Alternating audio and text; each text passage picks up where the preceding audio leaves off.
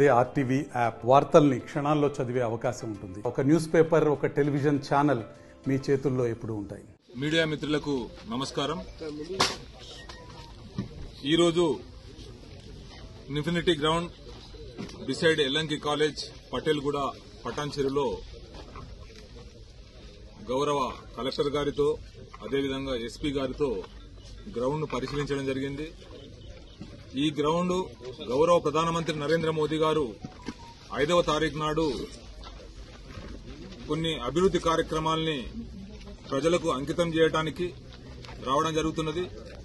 ఆ 5వ తారీఖు నాడు గౌరవ ప్రధానమంత్రి నరేంద్ర మోదీ గారి యొక్క కార్యక్రమాలు ఏంటి అంటే, నేషనల్ హైవేకి సంబంధించి కంది, రాంసాన్పల్లి, మిర్యాలగూడ, కోదాడు, మహబూబ్ నగర్, జడ్చర్ల 2114 కోట్ల రూపాయలను ఖర్చుపెట్టి కొన్ని వైడనింగ్ అదేవిధంగా మిగతా అభివృద్ది కార్యక్రమాలకు నేషనల్ హైవేస్ కి ప్రజలకు అంకితం చేయడానికి రావడం జరుగుతున్నది.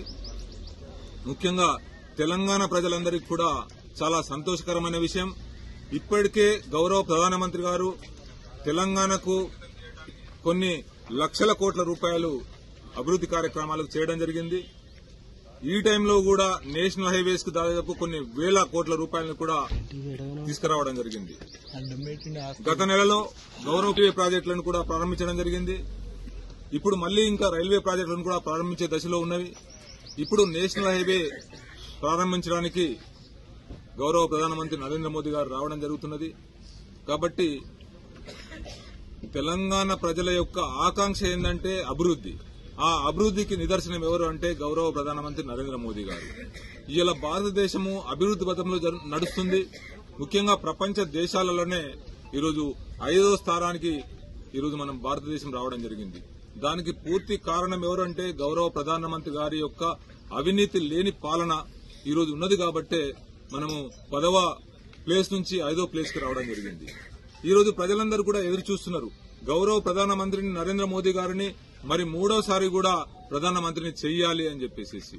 సో ప్రజలందరూ కాదు, అన్ని పార్టీలు కూడా ఏకంగా ఈ రోజు ఎన్డీఏ పార్టీలో జాయిన్ కావడం జరుగుతున్నది. ఇవాళ కాంగ్రెస్ పూర్తిగా ఖతమైపోయింది. కాంగ్రెస్ పార్టీ పూర్తిగా భూస్థాపితం అయిపోయింది. ఇక్కడ అవినీతితోటే ఈరోజు కాంగ్రెస్ గద్దెనెక్కడం జరిగింది. ఎస్పీ గారితో కలెక్టర్ గారితో జాయింట్ గా ఇక్కడ సైట్ ని చూడడం జరిగింది. స్థల పరిశీలన చేసినాము. ఈ స్థల పరిశీలన ఎస్ఆర్ ఇన్ఫినిటీ గ్రౌండ్ దీని పేరు. అదేవిధంగా ఎల్లంకి కాలేజ్ దగ్గరనే ఉంటది, పటేల్గూడ పటాన్చెరు.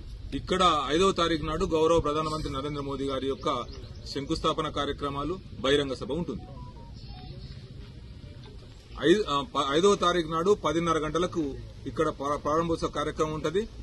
అఫీషియల్ ప్రోగ్రామ్ కాగానే అన్అఫీషియల్ గా బహిరంగ సభ, ప్రజల కొరకు బహిరంగ సభ కూడా ఉంటుంది.